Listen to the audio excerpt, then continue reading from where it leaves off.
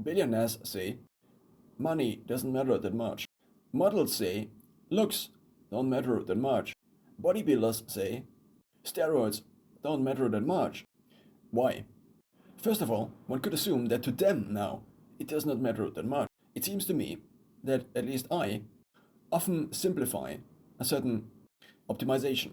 Just like in mathematics, one holds variables constant to then vary one variable to see the effect of one variable. So now, because they already are rich, they already are looking good, they already are or did have muscle in the past, at a certain point in time, the state they wanted to reach for just is the new reality. In other words, the variable goes from variable to fixed. So then, if they are optimizing further and they are running local compute only, meaning they are just using their brain, then probably they're jumping to the next simplification, which is that looks now are constant, money now is constant, muscle mass is now constant.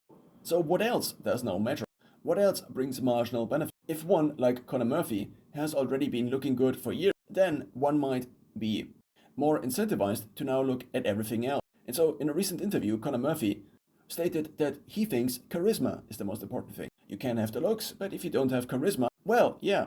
But if you don't have the looks and you don't have charisma, then it's even worse. So the knockout variable is a variable that is able to knock out the whole value of the other side of the equation by being set to, let's say, 0. So let's say as a man you are hot and tall, but you don't have charisma. Then maybe not having charisma can act as the knockout variable. But of course now you still are way more likely to get into any situation compared to not being tall and not being good looking.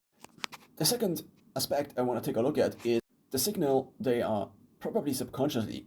The second aspect that might incentivize saying such things in public might be that they are trying to send a signal, which is, okay, appreciate what I have done. How does one send a signal like this? By talking the main variable that might have led to this down. But in a sense, this is also a weird inversion of showing off.